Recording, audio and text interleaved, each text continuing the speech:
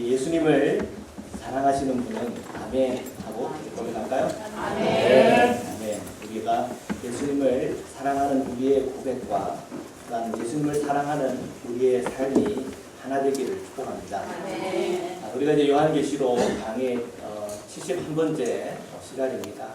예수께서 주실 세 가지 선물이라고 하는 주제를 가지고 오늘 말씀을 함께 나누려고 합니다. 오늘 저희들이 읽은 요한계시록 22장 13절에서 17절까지 말씀의 이 말씀 속에서 우리가 예수님께서 주시는 이 세 가지 선물이 또 무엇인지를 한번 살펴보면 좋겠습니다. 첫 번째는 생명나무, 두 번째는 성에 들어갈 권세, 세 번째는 생명수. 네. 답이 앞에 다 있습니다. 네. 그래서 여러분 성경에 오늘은 짧지라도 좀 길지만 이 세 단어에 대해서 여러분 빨간색 볼펜이 있으면 동그라미를 치시기를 바랍니다. 오늘 본문 중에 가장 핵심적인 단어일 수 있겠습니다. 생명나무, 성에 들어갈 권세, 생명수. 14절과 17절에 있죠.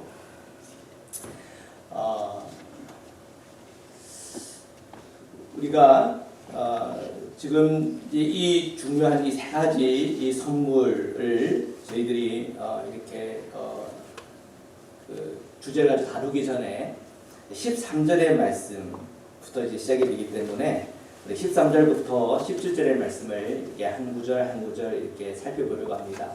살펴보는 중에 그 말씀의 의미들이 더 분명하고 선명하게 여러분 눈에 들어오기를 축복합니다. 13절의 말씀, 오늘 본문의 시작이죠. 13절의 말씀을 우리 함께 읽겠습니다. 시작. 나는 알파와 오메가요, 처음과 마지막이요, 시작과 마침이라. 아멘. 요한계시록을 여러분 지금까지 강의하면서 처음 듣는 얘기예요. 앞에서 나왔던 내용이에요. 앞에서 나왔던 내용이에요. 제가 더 설명해야 돼요?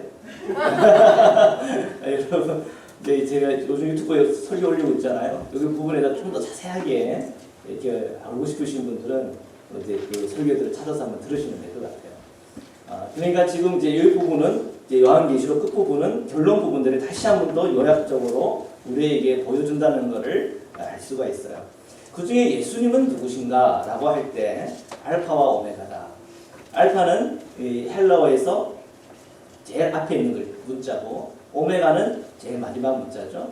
영어 알파벳으로 따지면 A요, Z다. G라고 이랬죠. A와 G다. 이렇게 될 거예요. 자, 그 의미는 뭐냐? 그 다음 줄에 나와 있죠. 뭐라고 돼 있어요? 처음과 마지막이다. 프로토스고 에스카토스다. 그냥 처음과 마지막이다. 이걸 풀어서 설명을 한 거야. A와 G를 쓰는 이유는 주님은 처음과 마지막이기 때문에 이 표현을 쓰는구나. 그 의미는 또 뭐예요? 그 세 번째에 시작과 마침이다. 아르케, 비기닝이고 그리고 마침, 텔로스, 종결이라는 거예요. 또 목표 지점에 다다랐다는 거예요. 그래서 우리가 이 주님의 이 알파 오메가 되심에 대해서 천년왕국과 연결하여 여러분과 함께 설명을 나눴던 기억이 납니다. 천년왕국에 대한 여러 가지 많은 주장들이 있지만 저는 무천년설을 따릅니다. 무천년설이라고 하는 천년왕국이 없다는 얘기가 아니고 예수님의 부활을 통해서 시작이 됐고 예수님의 최후의 심판에 있어서 종결될 거다. 그것이 알파와 오메가고 천년의 의미다. 긴 시간인데 긴 시간이지만 그것이 처음과 끝이 있는 것, 끝이 있다라고 하는 상징적인 의미로 해석한다라고 얘기를 드렸어요. 그러면 목사님, 뭐 후천년설이나 전천년설 또는 세대주의 이런 쪽으로 요한계시록을 이해하면 목사님하고 말을 섞으면 안 됩니까? 저희 기회에 나오면 안 됩니까? 아니에요. 다 괜찮아요. 여러분들이 뭐 세대주의적인 이쪽의 어떤 주장들이 저에게는 좀 더 예수님을 생각하고 만나는데 더 좋은 것 같습니다. 괜찮아요. 뭐 후천년설 괜찮아요. 전체 다 괜찮아요. 이 요한계시록은 어차피 해석에 대한 방향들이 이렇게 많이 다양하게 제시가 되어 있어요.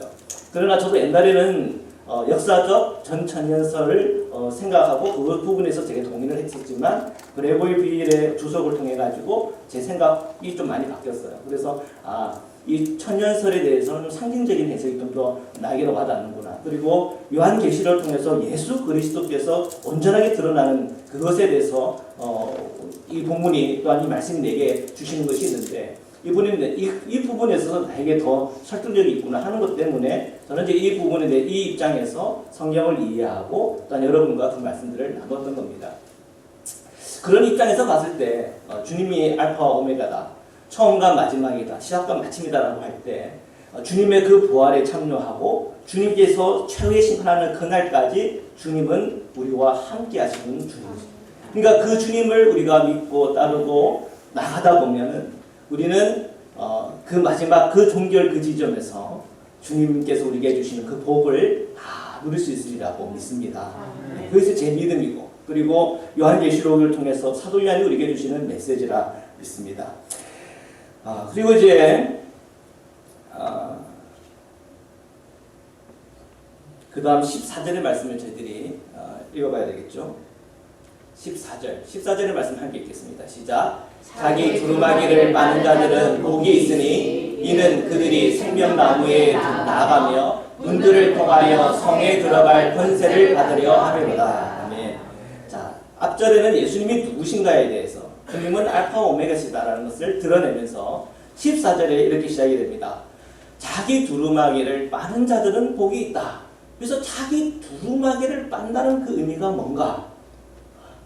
굉장히 참 쉽지가 않아요. 자기 두루마기를 빠는 게 뭔가? 옷을 좀 깨끗하게 입고 오라는 건가? 오늘 예배 드릴 때 어제 입던 옷을 입었는데 좀 빨지 않았던 옷을 입고 예배에 참석했는데 그러면 안 되는 건가? 그런 게 아니죠. 그죠? 이런 것을 뭐라 그럽니까? 상징적이고 비유적인 표현들이죠.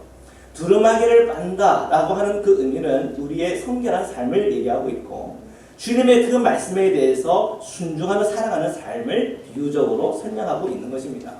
그러면 우리가 주님의 그 말씀을 가지고 순종하며 산다는 그 의미는 무엇입니까? 주님의 그 메시지를 듣고 살아가는 거예요. 내 메시지가 아니라, 세상의 메시지가 아니라 주님의 메시지, 주님의 로고스를 듣고 살아가는 것. 그것이 자기 두루마기를 빠는 자들입니다. 그리고 또 하나의 의미는 뭡니까? 예수 그리스도의 십자가의 보혈의 피의 은혜 속에서 성결한 삶을 살아가는 삶입니다. 그러니까 우리 성도들의 삶이라고 하는 것은 우리가 성도들이 어떻게 살아야 되는가에 대해서는 이 두 가지를 요약이 되는 것 아닙니까? 그렇죠? 우리가 주님의 그 메시지를 따라 순종하며 살아가는 삶, 주님의 십자가의 피 안에서 성결한 삶을 살아가는 삶, 그런 삶을 살아가는 사람은 복이 있다는 거예요. 그러면 한번 물어보겠습니다. 그렇게 살아가는 사람들은 예수님을 믿는 사람이에요? 안 믿는 사람이에요? 예수님을 믿는 사람이에요. 그러니까 예수님을 믿는다는 것과 예수님의 그 말씀대로 행한다는 것과는 같아요? 달라요? 같은 얘기예요. 다른 얘기가 아니에요. 그래서 우리가 이 부분이 선명할 때 우리는 이중적인 그리스도인이 안 되는 거예요. 어떤 희미한 그리스도인이 되는 것이 아니라 아주 주 예수 그리스도 안에서 선명하고 분명한 삶을, 분명한 믿음을 가지고 살아가는 그리스도인이 되는 것입니다. 그래서 우리가 요한계시록을 같이 묵상하고 읽고 이것을 내 마음에 받고 내 삶으로 적용하기 시작할 때에 우리는 진정한 그리스도인이 되는 거예요. 그러니까 이 요한계시록을 읽고 듣고 그 말씀대로 행하는 사람이 어떻게 돼요? 복이 있는 겁니다. 아멘입니까? 네, 복이 있는 거예요. 자, 이는 그들이 생명나무에 나아가며. 자, 우리가 이제 첫 번째 예수님께서 오늘 우리에게 주시고자 하는 선물 보따리예요. 우리가 뭐를 얻는 거예요? 생명나무를 얻는데요. 이 생명나무에 대한 주제를 가지고 말씀을 여러분 앞에서 들었습니까? 안 들었습니까? 들었어요. 복습이에요. 그렇죠? 들었던 얘기 또 듣고 있어요. 근데 다시 들으면서 다시 한 번 더 여러분 정리하시기 바랍니다. 이 생명나무 호크실로테스 조에스라고 하는 이게 헬라어에서 온 겁니다.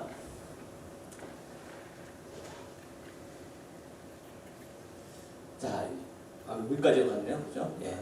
거기서 호크실론에 이 크실론이라는 게 뭐라 그랬어요? 목재, 그 우드죠, 우드, 목재, 그 다음에 십자가, 드물게 살아있는 나무라는 의미로 사용됐다 그랬습니다. 그래서 크실론 하면은 우리가 뭘 떠올릴 수 있다고요? 십자가를 떠올릴 수가 있어요. 조에스라고 하는 것은 생명이에요. 그러니까 우리가 생명나무라고 할 때 단순히 생명나무, 에덴 동산의 생명나무, 그것을 다 연상하여 우리가 볼 수 있는 이미지고 또한 그 내용이지만 거기에는 십자가의 복음이 있어요. 그 십자가의 복음을 통해서 우리는 뭘 얻었어요? 생명을 얻은 거예요. 죄 사함을 얻었고 영원한 생명의 문이 활짝 열린 것입니다. 그래서 하나님께서, 주님께서 우리에게 주시고자 하는 첫 번째 선물, 생명나무에 나갈 수 있는 은혜를 주셨구나. 이전에는 우리는 어땠습니까? 이전에는 창세기 때 보면은 우리가 선악과를 따먹고 생명나무 열매까지 따먹을까봐 주님이 우리 그 아담과 이브를 어떻게 해요? 에덴 동산에서 쫓아내셨어요. 그런데 이제 우리가 주님을 믿고 따르며 주께 충성된 자로서 살아갈 때에 우리에게 복을 주시는데, 또한 우리에게 행복한 삶을 살도록 인도해 주시는데, 그 이유가 어디에 있어요? 그 생명나무로 우리로 하여금 나오라 얘기하는 거예요. 그럼 우리 생명나무에서 나와서 뭐 하는 거예요? 그 생명나무 과실을 뭐예요? 먹을 수 있는 거예요. 그죠? 에덴, 창세기와 이렇게 비교해서 본다면. 그러니까 이것이 은혜인 거죠. 이전에는 생명나무로부터 멀어졌는데, 쫓겨났는데, 이제 이 생명나무로 가까이 나갈 수 있는 은혜를 입었구나. 이것이 주님이 우리에게 주시는 첫 번째 선물 1호입니다. 선물 1호. 자, 그리고 선물 2호가 바로 또 그 본문에 있죠. 그 빨간 글자에 보면은 뭐라고 되어 있습니까? 문들을 통하여 성에 들어갈 권세를 받으려 합니다. 했습니다. 문들은 몇 개 문이에요? 12개 문. 그죠? 12문이죠. 이 12문을 통하여 성에 들어갈 권세를 우리에게 주셨대요. 성에 들어가는 그 의미는 무엇입니까? 새 하늘, 새 땅에 우리가 동참한다는 의미예요. 새 하늘, 새 땅은 언제 열리는 겁니까? 세상 종말에서 열리는 것 아닙니까? 최후 심판에서 열리는 겁니다. 아멘입니까? 그러니까 최후 심판이라고 하는 것이 우리에게는 두려운 일이에요? 아니면 기쁜 일이에요? 기쁜 일이에요. 땅에서도 우리가 갈망했어요. 그날이 오기를. 하늘에서도 그날이 오기를 경험하고 있어요. 그러니까 우리가 천국에 가도 그게 끝이 아닌 거예요. 맞죠? 우리가 천국에 가도 끝이, 천국에 가도 우리 기다릴 게 있어. 뭘 기다려요? 새 하늘과 새 땅을 기다리는 거예요. 그러니까 땅에서도 새 하늘과 새 땅을 기다리고, 하늘에서도 새 하늘과 새 땅을 우리가 기다리고 있다가, 주님께서 이제 짜잔 하고 이 세상에 온 종말을 딱 맞추면은, 그때는 짠 하고 우리가 나타나는 게 뭐예요? 새 하늘, 새 땅이요. 새 예루살렘이 남아요. 그 새 예루살렘에 대해서 우리가 앞에서 그것을 우리가 봤지만, 그 새 예루살렘은 누구를 보여주는 거예요? 예수 그리스도를 보여주는 거예요. 주님의 몸을 보여주는 거예요. 주님의 그 영광스러운 몸을 우리에게 보여주는 거예요. 우리가 그 안에 들어갔을 때 우리가 보여지는 것이, 우리는 때로는 뭐 찬란한 보석과 그런 걸 본다고 하지만, 그것은 하나님의 그 영광을 보여주는 거예요. 우리가 죽어서 천국 가가지고 진짜 보석이 있고 진짜 금이 있다, 이것이 우리에게 위안이 되겠습니까? 천국에서 뭐 금하고 그런 걸만 맨날 보는 사람이 또 가서 본다고 생각하면 그게 감동이 되겠어요. 그것이 아니라 그 천국에는 우리 주님이 계시고, 그 주님의 영광스러움과 그 주님의 은혜로움과 그 주님 안에서 우리가 만족하는 하나님의 놀라움, 우리가 지금까지 상상할 수 없고 이해할 수 없고 체험하지 못했던 그 놀라운 주님의 그 은혜를 우리는 본다는 거예요. 그 영광을 본다는 거예요. 그 주님과 우리가 연합하게 된다는 거예요. 거기에 핵심이 있는 거예요. 거기에 핵심이. 그래서 우리가 지금 이 문들을 통하여 성에 들어갈 권세를 입었다라고 하는 그 의미는, 우리는 주님과의 완전한 연합을 체험하고 경험하는 그 시간 안으로 우리가 들어가는 그 은혜가 있다는 거예요. 지금까지 우리가 살아가면서 우리가 주님을 믿고, 난 우리가 나름대로 주님의 뜻대로 살기 위해서 애쓰고 노력했지만, 또 넘어지고 시험 들고 넘어지고 또 시험 들고 의심하다가 또 헷갈리다가 방황하다가 이러면서 지금까지 믿음의 길을 오다 여기까지 오신 거 아니에요, 여러분? 맞죠? 여기까지 오신 거예요. 그런데 이제 우리가 주님의 그 시간에 오면은 지금 그런 염려 걱정이 싹 터지는 거예요. 주님의 생각이 내 생각이 되고 내 생각이 주님의 생각이 되고 완전히 연합해버리는, 정말 우리가 이 지상에서는 우리가 경험해보고 참하지 못했던 그 놀라운 은혜와 은총이 우리에게 주어진다는 거예요. 그런 거를 생각할 때 이것이 은혜로구나.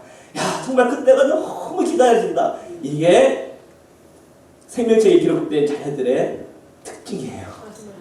그러니까 우리가 믿는다고 하는 것, 내가 예수님을, 주님을 사랑하는 사람이 되었다는 것은 그 주님을 너무 보고 싶고, 그 주님과 연합하고 싶고, 그 주님과 함께 거닐고 싶고, 그런 열망들이 일어나는 거예요. 성령 충만한 사람의 특징이 무엇입니까? 예수님을 사랑한다는 거예요. 목소리를 크게, 기도를 소리 높여 하면서 감촉한 목소리가 되는 그것을 성령 충만이라고 하는 게 아니고, 성령 충만이라고 하는 것은 뭐냐면 예수님을 사랑하게 되었다는 거예요. 성령 충만이라고 하는 것은 그 사랑의 마음 때문에 주님의 말씀을 읽고 찬양하고 주님을 생각하면 왠지 마음이 뭉클하고 기쁘고 한 그거예요. 여러분 사랑해 보셨잖아요, 그죠? 그 사랑이 때 느꼈던 그런 마음인 거예요. 성령 충만하다고 하는 것은 주님을 사랑한다는 의미예요.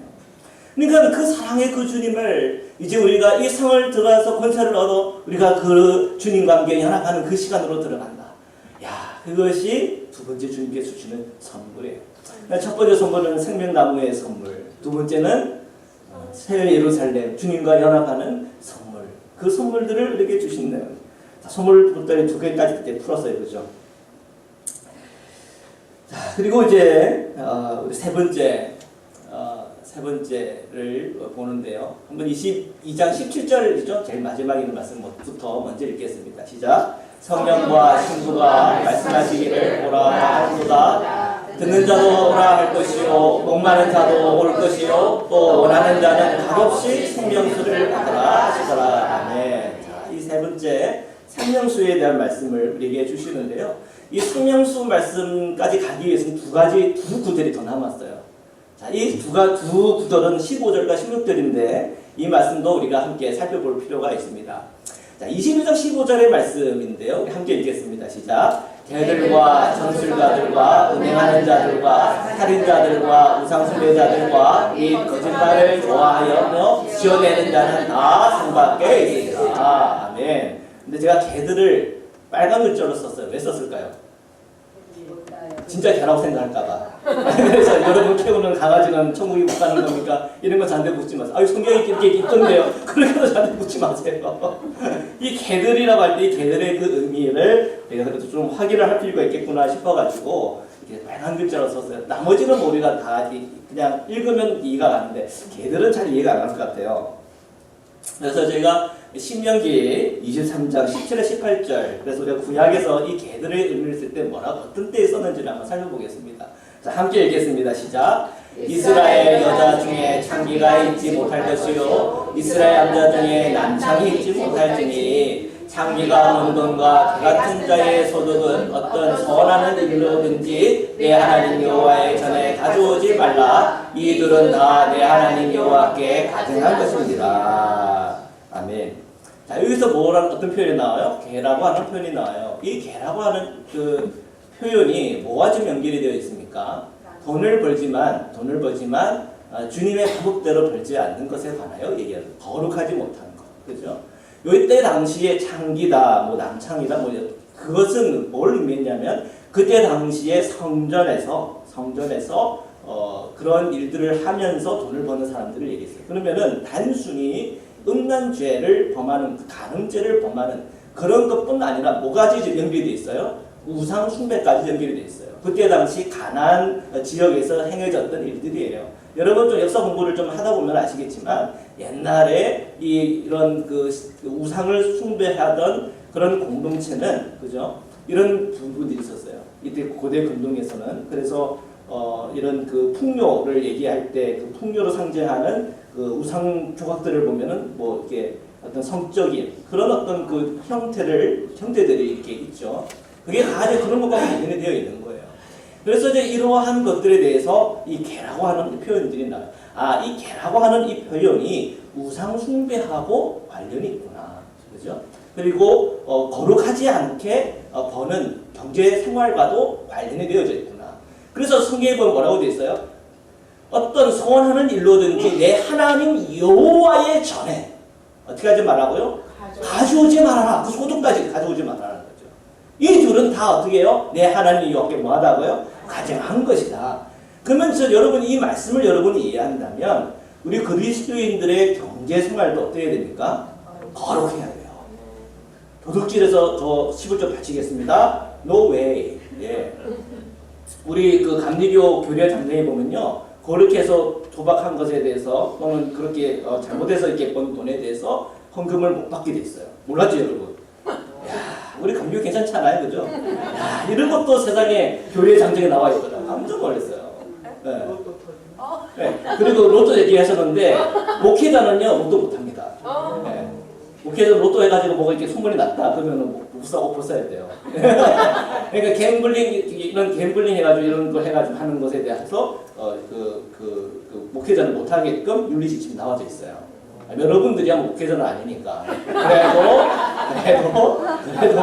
그래도 네, 여러분들의 그 목회자에게 그런 의미가 있다는 것은 여러분에게 동일하게 의미가 있다는 얘기죠, 그죠?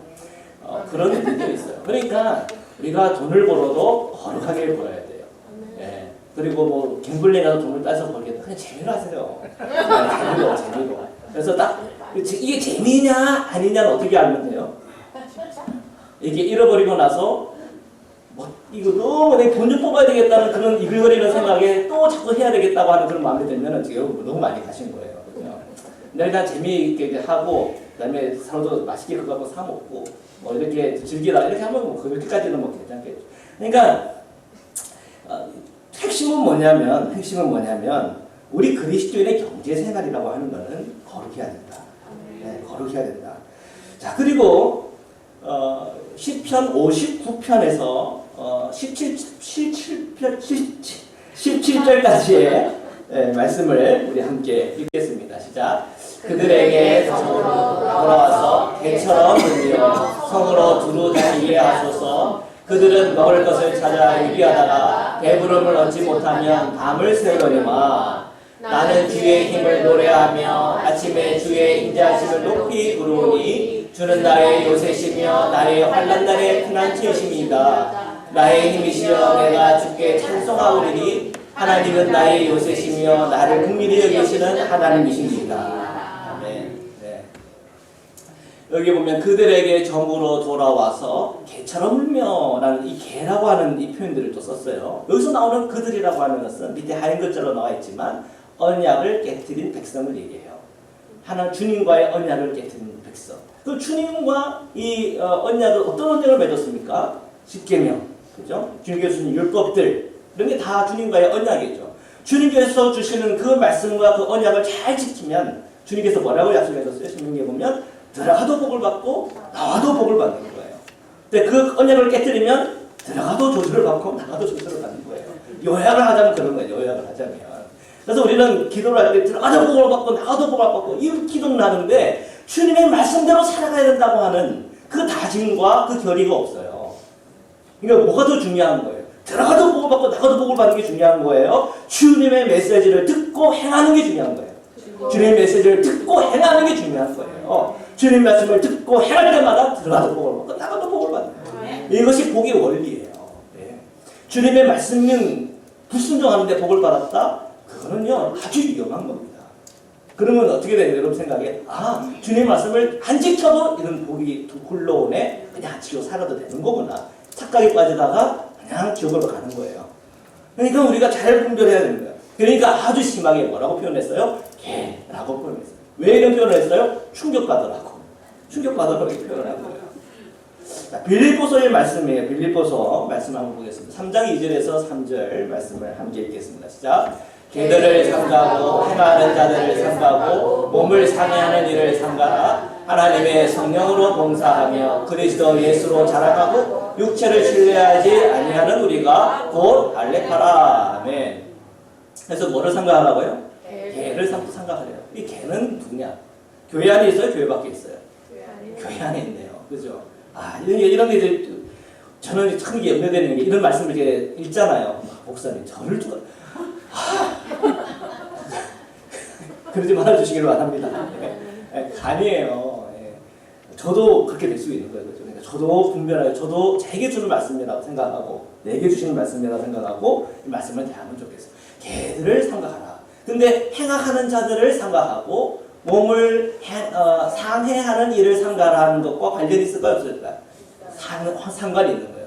교회 안에서 내가 예수를 믿는다고 하지만 행악을 행하고, 또 이 몸을 또 상하게 하고, 이런 사람들은 그때 다 이단들을 얘기해요. 이단들을.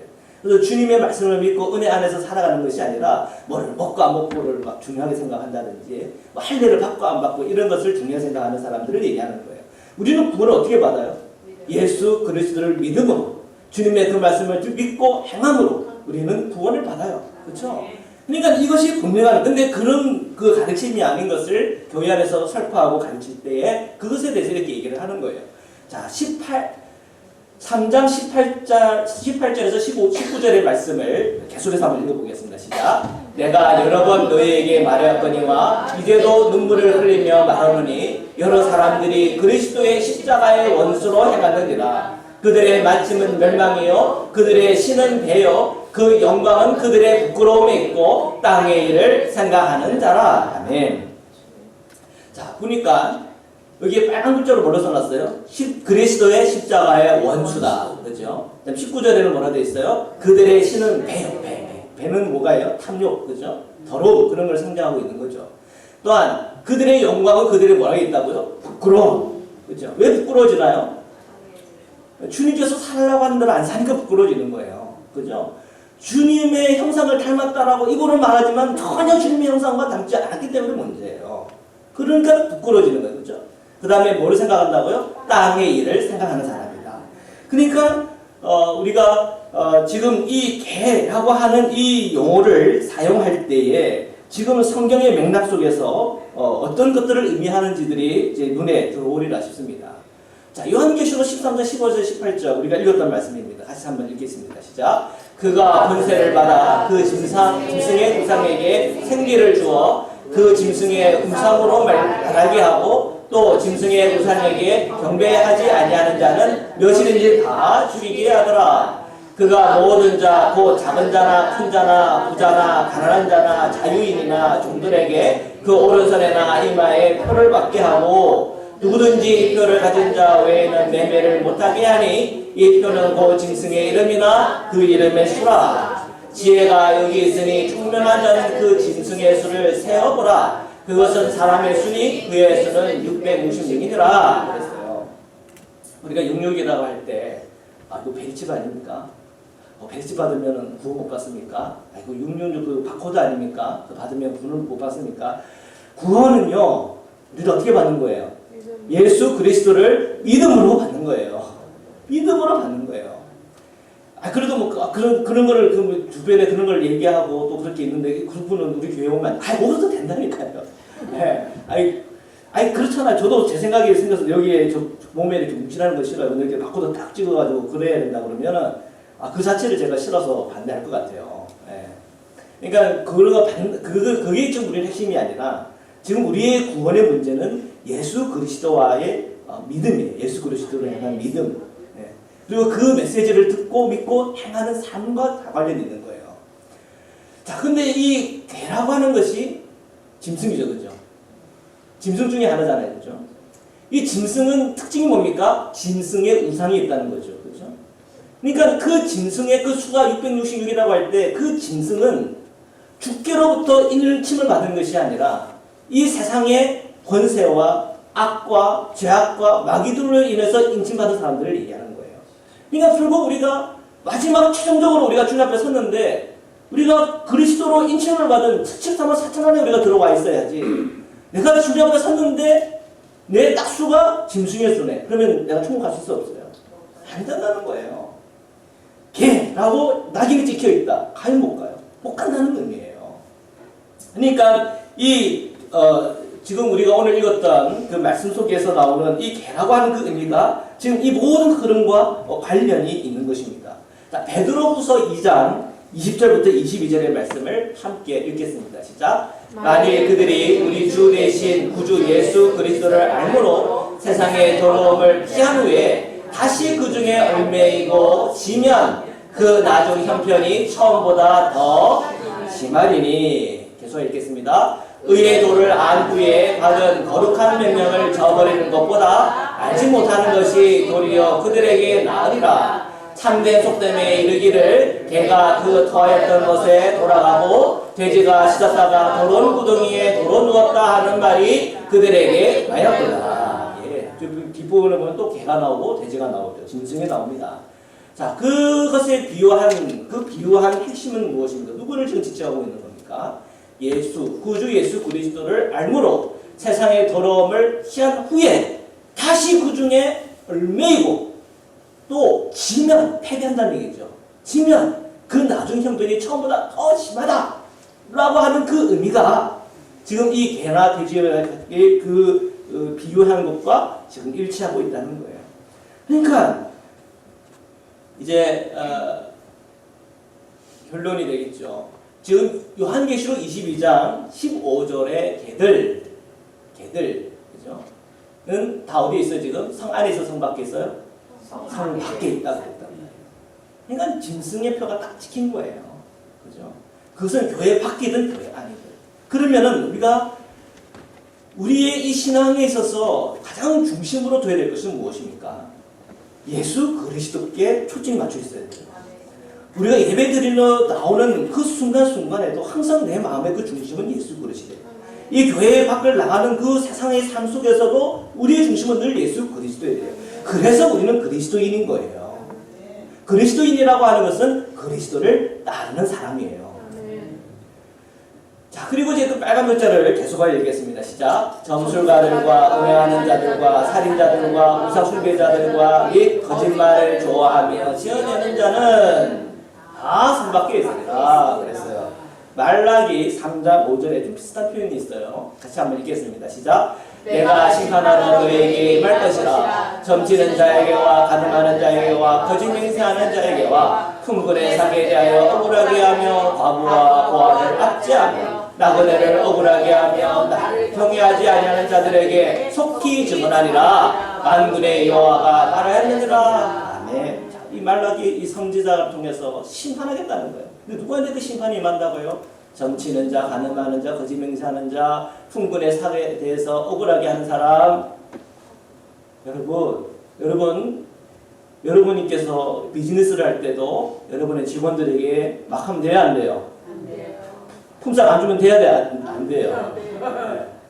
100만 원 줘야 되고 50만 원 주면 안 돼? 주면 돼야 안 돼요? 안 돼요. 큰일 나요. 성경을 잘 보시면 그러면 우리가 정말 그리스도인으로서 정말 하나님의 그 말씀을 정말 잘 따른다 그러면 이 세상 사람들이 그리스도인을 싫어할까요? 미워할까요? 아니, 좋아할까요? 좋아하죠. 그죠? 그러니까 우리가 그리스도인이 된다는 것은 진짜 복인 거예요. 그건 나 자신도 복이지만 이 세상 사람들에게도 복인 거예요. 그죠? 과부와 고아를 압제했던 사람들. 그죠? 그러니까 그런 우리 땅의 약한 사람들에 대해서 따뜻한 마음. 그죠? 그들을 보살피고자 하는 그런 마음이 우리에게 필요한 거예요. 나그네를 억울하게 하며. 그러면 안 된다니까요. 그죠? 나그네 하면 생각나는 사람들 어디 있어요? 누가 있어요? 이민자들. 그죠? 요즘 한국 사회를 보니까 이민자들에게 굉장히 마음을 아프게 하는 경우들이 많이 있더라고요. 신분 문제가 해결 안 됐으니까 돈 떼먹고, 또 신분 문제가 해결이 안 되니까 그거 이용해가지고 억압과 착취를 하는 사람들이 많아요. 그러면 돼야 안 돼요? 안 돼요. 그런 사람을 하나님께서 뭐 한다고요? 심판한다고 그래요. 성경은 우리에게 정확하게, 명확하게 우리에게 얘기해요. 자, 우리는 이제 이 말씀 그 의미들이 아주 분명하고 선명해졌을 줄 믿습니다. 15절의 말씀, 개들과 점술가들과 음행하는 자들과 살인자들과 우상숭배자들과 및 거짓말을 지어내는 자 다 선밖에 있을 것이다. 그러니까 결국은 우리 그리스도인의 삶이라고 하는 것은 주님을 사랑하고 이웃을 사랑하고 공의롭고 정의로워야 한다. 아주 분명한 주님의 말씀이에요. 자, 22장 16절의 말씀입니다. 우리 함께 읽겠습니다. 시작. 나 예수는 교회들을 위하여 내 사자를 보내어 이것들을 너희에게 증언하게 하였노라. 나는 다윗의 뿌리요 자손이니 곧 광명한 새벽별이라 하시더라. 아멘. 자, 예수님이 다윗의 뿌리다. 그 얘기는 뭐예요? 주님은 이 다윗을 넘어서는 거예요. 그렇죠? 다윗의 근원이 되는 거예요. 다윗보다 더 앞선 자인 거예요. 그렇죠? 그리고 다윗의 자손이래요. 그 의미는 뭐예요? 구약의 선지자들이 예언자들이 메시아를 얘기할 때 다윗의 자손을 통해서 메시아가 온다고 그랬거든요. 이 구약의 이 선지자들의 예언과 그 말씀을 따라오신 분이 누구예요? 우리가 믿는 바로 예수 그리스도라고 하는 거예요. 광명한 새벽별, 이 광명한 새벽별 또한 이사야 선지자의 예언 속에서 나오는 그런 문구예요. 메시아를 상징하는. 예수님은 그 모든 이 상징과 또한 예언자들의 예언 속에서 주님께서 오늘 우리에게 오신 거예요. 그 주님에 대해서 지금 16절에 그대로 우리에게 보여주고 있는 것입니다. 자, 그다음 마지막 우리 17절의 말씀, 이제 그대로 드디어 이제 끝자락에 왔습니다. 우리 함께 읽겠습니다. 시작. 성령과 신부가 말씀하시기를 오라 하시는도다. 듣는 자도 오라 할 것이요, 목마른 자도 올 것이요, 또 원하는 자는 값없이 생명수를 받으라 하시더라. 아멘. 자, 성령과 그리고 신부가 말씀하신대요. 성령은 누구세요? 우리 안에 계신 그리스도예요. 그렇죠? 우리 안에 계신 주님이시죠. 그렇죠? 신부는 누구세요? 저와 여러분, 생명책에 기록된 저와 여러분, 그렇죠? 신부, 그 신부는 때로는 새 예루살렘의 성으로도 표현됐어요, 그렇죠? 그죠? 그래서 그 새 예루살렘에 내려올 때 마치 단장한 신부처럼, 그죠? 그런 묘사들도 썼어요. 이 새 예루살렘의 이 성전의 모습은 주님과 저희와 완전히 연합한 그 광채와 영광을 우리에게 성자가 보여주고 있는데, 이제는 누가 말을 하냐 했더니 신랑과 신부가 얘기하는 거예요. 맞아요? 맞죠? 신랑과 신부가 말하는 거예요. 뭐라고 말해요? 오라라고 해요. 누구를 하면 오라 하는 거예요? 네? 듣는 자. 네. 듣는 자도 오라 하고, 또 누구도 오라요? 목마른 자도 오라 한단 말이에요. 여러분, 이 듣는 자와 목마른 자는 교회 안에 있습니까? 교회 밖에 있습니까? 교회 안에도 있고 교회 밖에도 있는 거예요. 아멘. 우리가 중요한 우리의 위치성은 뭐냐면, 우리가 신랑과 신부로서의 위치성을 가져야 된다. 신랑과 신부로서의 위치성을 가지고 우리는 오늘도 오라 그래야 되는 거예요. 나가서 오라 하십시오. 오라 하십시오. 어디로 오라고요? 교회로 와서. 우리 교회 안에서 오라 그래야 돼요. 어디로 오라 그래야 돼요? 주께로 오라 그래야 돼요. 주께로 오라고. 교회까지 왔는데 주께로 못 오신 분들이 있다니까요. 주께로 오라는 거예요. 주께로 오라고. 여러분 목마르십니까? 오세요. 어떻게 목마른 거예요? 하면 뭐 주세요? 물 한 그릇 주실 겁니다. 예수 그리스도께서 생명수가 되는 거예요. 예수 그리스도를 주시면 돼요. 이 세상 속에 목마른 자들에게 예수 그리스도를 선포하고, 그 예수 그리스도가 그들에게 그 목마름을 해결할 수 있는 생수가 되어지고, 오늘 저희 교회 안에서 그 마음에 목마름을 가지고, 우리의 영적인 갈급함을 가지고, 우리의 삶의 목마름과 갈증을 가지고 오신 우리 사랑하는 성도들에게 예수 그리스도가 생명수가 되어 여러분에게 베풀어질 때마다 우리 안에 생수의 강물이 콸콸콸 흐르기를 주님의 이름으로 축복합니다. 자, 조금 마지막에 결론입니다. 주님은 우리에게 말씀하세요. 자, 생명수를 받아. 뭐 그거 하나만 받아가라 했습니까? 오늘 말씀드리니까 생명나무도 받아. 그 열매도 너희가 다 먹어. 그렇죠? 또 나와 함께 성에 같이 들어가자. 그렇게 말씀하시는 거예요. 그러면 생명나무, 성에 들어갈 권세, 그리고 이 생명수는 결국 누구를 얘기하는 걸까? 결국은 예수 그리스도를 이렇게 보여주는 거예요. 여러분 선물 받아보셨습니까? 선물 받을 때 선물 그 자체가 중요해요? 선물을 준 그 사람이 중요해요? 선물을 준 애매해요. 그런데 그 선물 준 그 사람이 더 중요하다 할 때 그것이 여러분에게 복이에요. 네, 이게 복이에요. 생명나무, 성에 들어갈 권세, 그리고 생명수, 그것을 주시는 분 예수 그리스도. 그 예수 그리스도 안에 저희들이 날마다 거하고 정말 이 알파와 오메가의 시간을 살아가는, 그것은 우리의 생명이 그래요. 우리의 생명도 알파와 오메가이죠. 저희 알파는 1975년 9월 20일이 저희 알파예요. 그리고 제 육신의 마지막이 되는 그날 또 오메가의 시간이 올 거예요. 그리고 이 천여왕국의 관점에서, 그죠? 최후의 심판까지도 알파와 오메가. 우리의 역사도 알파와 오메가. 이 알파와 오메가 속에서 살아가는 저희가 누가 우리를 붙잡고 사랑해주고 우리에게 말씀을 주시는 분이십니까? 오직 예수 그리스도 한 분밖에 없어요. 오늘도 그분을 사랑하고 그분의 손을 꼭 붙잡고 동행하는 은혜와 은총이 있기를 주님의 이름으로 축원합니다. 말씀으로 기도드리겠습니다.